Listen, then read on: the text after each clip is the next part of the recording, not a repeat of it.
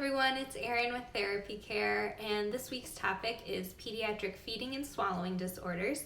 A little known fact is that a large part of a speech-language pathologist's job is diagnosing and treating swallowing disorders. We help both children and adults who have swallowing disorders, but today I'm going to focus specifically on swallowing and feeding disorders in babies, toddlers, and children. So this is a pretty important topic because trouble eating can ultimately lead to more serious health problems.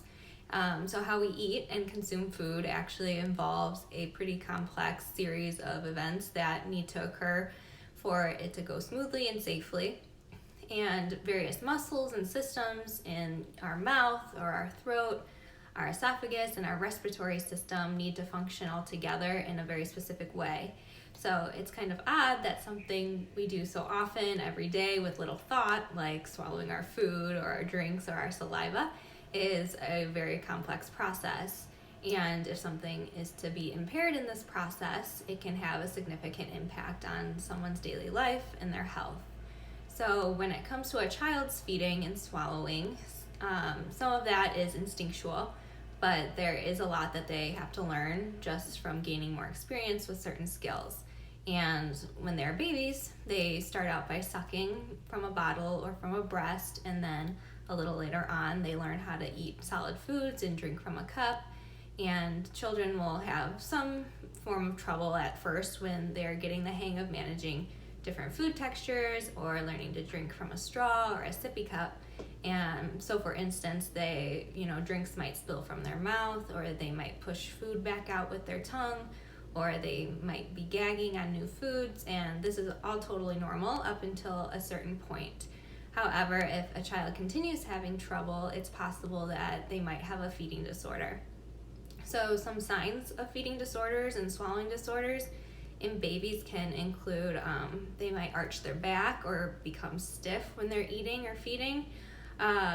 They might be fussy or cry a lot when they're eating. They might have problems breastfeeding, so difficulty latching or things like that. They can have trouble breathing while they're eating. Other signs of feeding or swallowing disorders in babies or toddlers include refusing to eat or drink altogether. Sometimes they might only eat certain textures, such as soft food or crunchy food. They might take a long time to eat or have problems chewing their food. They might cough or gag excessively during meals, or they can be drooling a lot or have liquid come out of their nose. You might also notice that they sound like stuffy or congested during meals, or they can have like a gurgly or hoarse sounding voice during or after meals. They might spit up or throw up a lot, or they might not be gaining weight or growing as they should.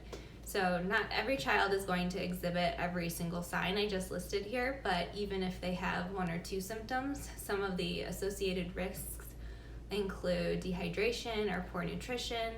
They could be aspirating, which is when food or liquid go into the airway, and that can lead to pneumonia or other lung infections. And a feeding or swallowing disorder could also have an emotional or social impact if a caregiver or the child feels embarrassed about the eating problems. They might avoid eating in front of others or eating out in public. And if you have concerns, you should talk to your child's doctor, who can then test your child for any underlying medical problems, and they can keep an eye on their growth and their weight. So your doctor should then refer you to a specialist, like a speech-language pathologist, who can look at how your child eats and drinks to determine the plan of treatment. And some other professionals that might be involved in this evaluation and the treatment of a feeding disorder include an occupational therapist or a dietitian, a gastroenterologist, or even a lactation consultant. So thank you so much for listening, and I hope this information is helpful. And as always, feel free to email me at ejackson@therapycare.com with any of your questions or concerns regarding your child's speech and language development or any feeding concerns. Thanks.